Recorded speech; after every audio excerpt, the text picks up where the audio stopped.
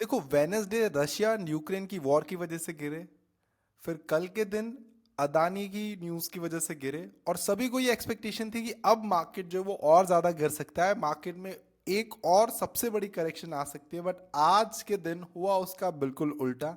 Gap up opening दी और Nifty जो है वो 2% से ज़्यादा अप है, बैंक निफ्टी 1.4% से ज़्यादा अप है, यहाँ पे आप देख सकते हो। So current timing is 2.48, right. और अभी जो हमारा करंट लॉस चल रहा है दैट इज 12 लाख समथिंग। क्या है इसके पीछे का रीजन, सारी चीजों के बारे में इस लाइव ट्रेडिंग वीडियो में बात करने वाले हैं। अब देखो सबसे पहले क्या हुआ था उसको समझते हैं हम। हमने यहाँ पे वेनेसडे के दिन जो है वो शॉर्ट साइड की पोजीशंस बनाई थी यहाँ पे Nifty as well as Bank Nifty में, राइट, बिकॉज मार्केट इतना गिरा था। उसके बाद कल हम अच्छे खासे प्रॉफिट में थे। आज हुआ ये कि मार्केट इतना सडन ऊपर आ गया, तो कहीं ना कहीं हमने हमारी सेल साइड की पोजीशंस थी वो यहाँ पे समथिंग अराउंड कवर करी। यहाँ पे ही हमने हमारी पोजीशंस कवर करी और यहीं से ही न्यू हमने बाई साइड की पोजीशंस बनाई। आप यहाँ पे क्लियरली देख सकते हो कि हमने टेलीग्राम ग्रुप में भी, यहाँ पे आप देख सकते हो ऑन पॉइंट आज का है। आज हमने सराउंड 12:48 पे मैंने यहाँ पे टेलीग्राम में अपडेट दे दिया था कि if Nifty sustain about 23,700, expect a very big move on the Nifty, same on the Bank Nifty as well. और यहाँ पे आप देख सकते हो निफ्टी जो है वो अभी मेरे प्राइस से अराउंड अराउंड 200 पॉइंट अप है, और बैंक निफ्टी जो है वो अराउंड 100 और 200 पॉइंट्स अप है, राइट। अब आज के दिन आपका एक क्वेश्चन होगा कि आज बैंक निफ्टी क्यों ज्यादा चल रहा है कंपेयर टू द निफ्टी, उसके बारे में भी बात करेंगे। बट इस रैली के पीछे का रीजन क्या है उसको सबसे पहले समझते हैं। देखो रैली के पीछे का मेनली रीजन है महाराष्ट्र के इलेक्शंस। महाराष्ट्र के इलेक्शंस में एग्जिट पोल्स के जो नंबर आए उसके ऊपर मार्केट जो वो रिएक्ट कर रहा है। अब हुआ क्या था कि हम इतने नेगेटिव रीजन की वजह से गिर रहे थे, कहीं ना कहीं हम एक ओवरसोल्ड टेरिटरी में चले गए थे कि मार्केट इतना ओवरसोल्ड हो गया था कि जहां पे हर कोई बेच रहा था। अब मान के चलो अगर लेट्स से एफआईज भी बेच रहे हैं, डीआईएस खरीद रहे हैं, क्लाइंट्स खरीद रहे हैं, तो कहीं ना कहीं अगर जिसको बेचना है, और अब क्या हुआ था कि अब सभी लोग बेचने के माहौल में आ गए थे, अब सब लोग सेल कर रहे थे because too many negative news. So अब यहाँ पे क्या होता है कि लेट्स से अब सभी लोग नेगेटिव हो जाएंगे तो फिर पैसे कौन बनाएगा, कोई भी तो नहीं। इसीलिए कहीं ना कहीं मार्केट को एक पॉजिटिव न्यूज की नीड थी, और वो महाराष्ट्र के इलेक्शन की वजह से हमें एक पॉजिटिव न्यूज मिला। कल के दिन महाराष्ट्र इलेक्शंस के रिजल्ट्स हैं, और आज के दिन जो एग्जिट पोल्स के नंबर्स आए हैं उस पे कहीं ना कहीं ये बताया कि जो बीजेपी है, राइट, वो आगे है बाकी अदर जो भी पार्टी से उससे। और बीजेपी की अगर जीत होती है तो उसकी के इफेक्ट से मार्केट में बहुत सारे पॉजिटिव चेंजेस आ सकते हैं, राइट। यही जो है हमें Nifty as well as Bank Nifty आज के मार्केट्स में उसी के रिएक्शन देखें एग्जिट पोल्स के। अब आपका क्वेश्चन होगा कि सर अर्लियर तो एग्जिट पोल्स के नंबर्स इतने खराब आ रहे थे कि उसके बारे में तो हम कुछ बोल ही नहीं सकते। बट देखो पिछले 2 बार से एग्जिट पोल्स के नंबर खराब आए, बट अगर आप पिछले 10 साल का डेटा देखो तो एग्जिट पोल्स के नंबर की एक्यूरेसी बहुत अच्छी है, राइट। तो हर बार एग्जिट पोल्स के नंबर्स के ऊपर मार्केट जो वो रिएक्ट करती है। जैसे पिछले हरियाणा का इलेक्शन था उस पे ये दिखाया गया था कि कांग्रेस आगे बढ़ रही है, तो उस टाइम पे मार्केट गिरा भी था, राइट। उसके बाद बीजेपी जीत गई थी। पहले जो जहाँ पे मेन हमारा लोकसभा का इलेक्शन था वहाँ पे ये हुआ था कि बीजेपी की 400 सीट के ऊपर नंबर आने वाले थे, बट उतने नंबर्स नहीं आए। मतलब फिर भी मार्केट उस दिन ऊपर गई जब एग्जिट पोल्स के नंबर आए, उसके नेक्स्ट डे मार्केट जो वो नीचे गई वापस रिकवर करके। इस बारी भी सेम चीज हो रही है, बट इस बारी की रैली थोड़ी अलग है, राइट।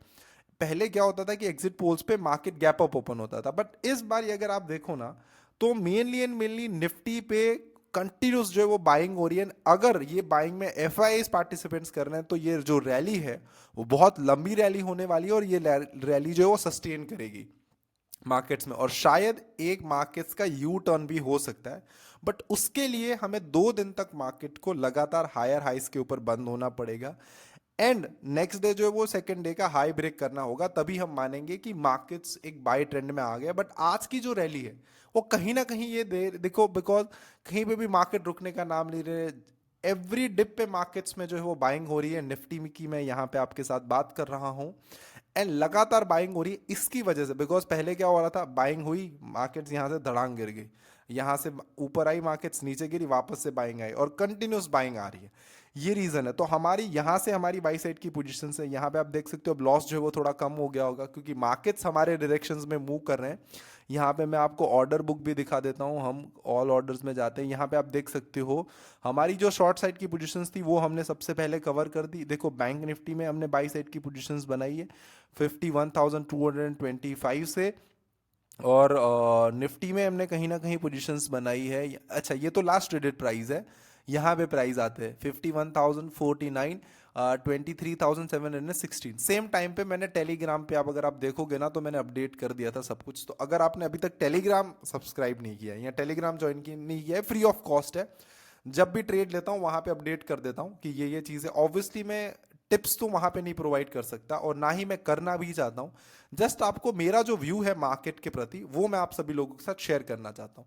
अब आज के दिन ऐसा क्या हुआ, आप देखोगे कि यार लोगों को ये लग रहा था कि आज के दिन भी अदानी के शेयर्स गिरेंगे, बट आज तो ऐसा कुछ हुआ नहीं। वापस से वो जो है अभी ब्रेक इवन चल रहे हैं या 1-2% की माइनस में। और यहाँ पे आप अगर अदानी एंटरप्राइज देखोगे तो आज के दिन तो वो प्लस में है। इसके पीछे का रीजन क्या पता है? देखो, जिस दिन न्यूज आती है ना, रात देखो सुबह न्यूज आई, 4 बजे न्यूज आ गई थी।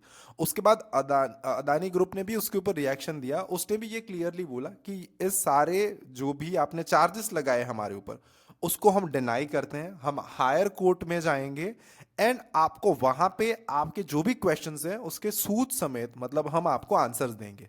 तो कहीं ना कहीं अदानी ग्रुप उसके ऊपर मान ही नहीं रहा। अगर अदानी ग्रुप मान रहा है तो फिर ये हो गया कि नहीं यार, अदानी अब देखो मुजरिम बन गया, बट वो मान नहीं रहे हैं, कहीं ना कहीं वो फाइट कर रहे हैं। तो इसका मतलब ये है कि कोई भी अभी जो है सिर्फ चार्ज लगाए गए हैं, एक्सेप्ट नहीं किए गए हैं। तो इसका भी मतलब है कि सिर्फ चार्ज है, सिर्फ एलिगेशंस है, राइट। अगर आप मुझे बोल दो कि आपको ये सारी चीजें नहीं आती, एग्जाम्पल आपने मुझे बोल दिया कि आपको ट्रेडिंग नहीं आता, मतलब आप यूजर्स ने मुझे बोला और मैंने बोल दिया कि ये देखो मेरा प्रॉफिट एंड लॉस है, यहाँ पे आप देख सकते हो मेरी ये लाइव ट्रेडिंग है, मैं यहाँ पे हर दिन ट्रेड लूंगा, मैं आपको अपडेट करता रहूंगा। आपने 6 महीने तक देखा कि यार ये तो अच्छा ट्रेड कर रहा है। तो इसका मतलब क्या हुआ, आपने चार्ज लगाए, मैंने डिफेंड किया और लास्ट में चार्ज जो है वो हट गए। तो न्यूज थी तो प्राइस ने डिस्काउंट कर दिया। अब आज बाइंग भी हो रही है, आप देख सकते हो कोई भी नेगेटिव अदानी का कोई भी स्टॉक जो है वो नेगेटिव में नहीं है, उल्टा कुछ कुछ स्टॉक्स तो आज प्लस में है, बाइंग हो रही है उस पर, राइट। तो न्यूज इस तरीके से काम करती है। अब मुझे ऐसा लगता है कि शायद मार्केट में जो भी सारी नेगेटिव न्यूज थी, अब मतलब Q2 के अर्निंग्स हो गए, डोनाल्ड ट्रंप का जीतना हो गया, रशिया यूक्रेन की वॉर हो गई, इजराइल ईरान की वॉर हो गई, चाइना का स्टिमुलस पैकेज हो गया, सारी चीजें मार्केट्स ने अब ऑब्जर्व कर ली है। यहाँ पे कोई भी अच्छी पॉजिटिव न्यूज अगर अच्छी आएगी तो मार्केट्स उस न्यूज के ऊपर टर्न अराउंड करेगी और मार्केट का ट्रेंड जो है वो नेगेटिव में से पॉजिटिव होगा। बट वो न्यूज जो है वो बहुत बड़ी होनी चाहिए और एक लंबे पीरियड ऑफ टाइम तक सस्टेन करनी चाहिए। कोई छोटी सी न्यूज में, बिकॉज 4 साल से बुल रैली थी और तो 4 साल से अगर बुल रैली है तो थोड़ी बहुत मार्केट में 10-20% की करेक्शंस भी आ सकती है, दैट इज एक्सेप्टेबल। क्योंकि म्यूचुअल फंड्स को लोअर प्राइस के ऊपर बाय करना है, अच्छे अच्छे इन्वेस्टर्स को सारी चीजें लोअर प्राइस के ऊपर बाय करने हैं। अगर वो हर बाय हाई प्राइस के ऊपर बाय करेंगे तो कहीं ना कहीं हम सबका ही नुकसान है। तो मार्केट का गिरना भी ओके है, मार्केट्स का बढ़ना भी ओके है। इट्स जस्ट दैट आपको गेम में सस्टेन करना आना चाहिए, रिस्क आपको आपका मैनेज करना आना चाहिए। कि लेट्स से मेरे पास अगर 100 रुपए हैं और मुझे पता ही है कि यार मुझे इससे ज्यादा जो है वो लॉस नहीं करना। देखो अब मैं यहाँ पे आपको समझाता हूँ। लेट्स से यहाँ पे आप देख सकते हो 9 लाख रुपए का लॉस चल रहा है। अब एग्जाम्पल लेके चलते हैं, मेरे पास 100 रुपए हैं, मुझे पता है कि मुझे दिन के सिर्फ और सिर्फ 30 पैसे, 100 रुपए में से 30 पैसे का लॉस करना है, सिर्फ 30 पैसे, राइट। तो वो कितना रिस्क हुआ मेरे ओवरऑल कैपिटल के ऊपर? 0.03% का, ठीक है, आई थिंक 0.3 का, या मैं 0.3 का बोल सकता हूं। अब देखो अगर मैं लगातार 3 दिन तक लॉस करूंगा तो मेरा हो जाएगा 1%। अगर लगातार मैं समझ लो 30 दिन तक लॉस करूंगा तब मेरा हो जाएगा 10% और समथिंग। तो यहां पे आपको ये चीज देखनी है कि आप कितना लॉस अफोर्ड कर सकते हो और आपको रिस्क इस तरीके से मैनेज करना है कि आप लगातार आपकी लूजिंग स्ट्रीक भी आ जाए तो आपके कैपिटल के ऊपर 10% से ज्यादा डेंट ना हो। उसके ऊपर एक और चीज देखनी है कि आपको स्ट्रैटेजी ही ऐसी बनानी है कि जहां पे आप अगर 30 बार लॉस भी कर रहे हो तो एक बार प्रॉफिट अगर आप करो तो आपके सारे लॉसेस रिकवर हो जाए। ये आप बोलोगे कि सर आप ये सारी ना ऊपर ऊपर से बातें करते हो, तो देखो बातें नहीं करते, सीधा प्रॉफिट एंड लॉस के ऊपर आते हैं। देखो यहाँ पे आप देख सकते हो मेरा लॉन्ग टर्म पीएनएल आ जाएगा।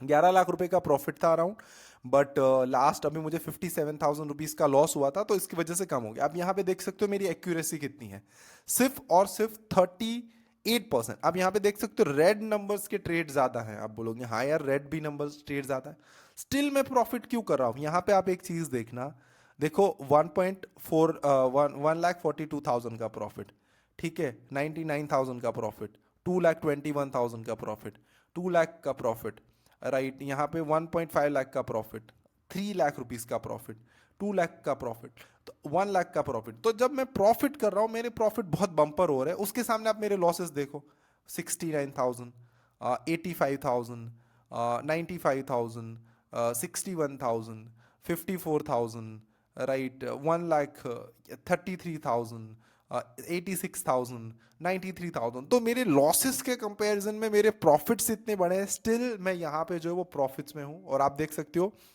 जो हम मार्जिन यूज करते हैं that is only and only 10 lakh rupees, उसके ऊपर ये जो प्रॉफिट है वो बना गया। बट ऑब्वियसली मार्जिन के ऊपर कभी प्रॉफिट जो है गिना नहीं जाता, तो total 20 lakh something around capital जो है वो लगा है, और उसके ऊपर 10 लाख समथिंग का प्रॉफिट है, तो that is 50%, and that is okay. 50% is very good. ये सेम चीज जो है वो बड़े अकाउंट्स में रेप्लिकेट होती है। अब देखो एक्सटीएस का बहुत डिफरेंट सिस्टम आता है, इसके पीएनएल हमारे जैसे जीरोदा में पीएनएल दिखते हैं वैसे पीएनएल नहीं दिखते, ना ही जो ये मोतीलाल ओसवाल है वो वेरीफाइड पीएनएल का एक्सेस देता है, राइट। सेकेंड चीज, इसका एक टर्मिनल आता है, वो टर्मिनल से जाके आपको सारी चीज डाउनलोड करनी होती है, और वो भी आप मैक में नहीं ओपन कर सकते। मैं मैक यूज करता हूँ, वो सिर्फ विंडोज में होता है, और वहां पे भी सारे अकाउंट्स के एक साथ लिंक्ड होते हैं, वहीं से ही कर सकते हैं। तो बहुत सारी झंझट है, आपको बस ये देख लेना है कि जो भी सारा पीएनएल है वो इसके मल्टीपल्स में यहाँ पे चल रहा है। That's all.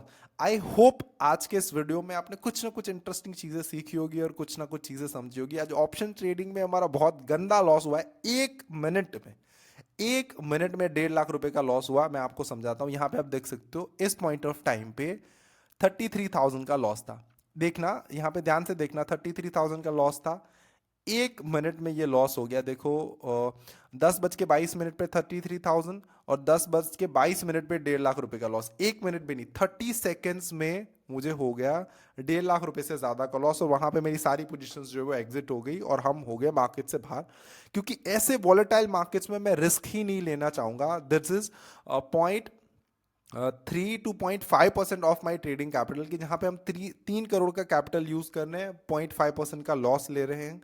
बट आप देखो एक बार अभी रिसेंटली ही मेरा कुछ ट्यूसडे समथिंग अराउंड पे 1.5% का प्रॉफिट हो गया था। तो उसके सामने में अगर मैं, मेरे पास 3 बार का बफर हो गया कि अगर मैं 3 बार कंटिन्यूस लॉस भी करता हूं तो भी मुझे कुछ इतना ज्यादा फर्क नहीं पड़ेगा, राइट, बिकॉज ऑलरेडी मेरे पास कुशन है मेरे प्रॉफिट्स का। तो आई होप इस वीडियो से आपने कुछ ना कुछ चीजें समझी होगी। बाकी मैं आपको अपडेट करता रहूंगा कि मेरे जो बाई ट्रेड्स है उसका क्या हुआ। रेगुलर मेरे वीडियोस वॉच करते रहना, कुछ ना कुछ नॉलेज जितना मेरे से बनता रहेगा वो सारी चीजें मैं आप सभी लोगों के साथ शेयर करता रहूंगा। एंड मार्केट एनालिसिस और मार्केट्स के अपडेट्स के बारे में आप मेरे जो लास्ट में डालता हूँ 6 बजे 6:30 एक वीडियो आता है, वो ज़रूर से देखते रहना। उससे आपको ग्लोबल मार्केट्स का ओवरऑल डेटा, FISDS ऑप्शंस के डेटा और सारी चीज़ों के बारे में आपको पता चलता रहेगा। Thank you so much for watching, thank you so much for learning, keep making money, bye bye.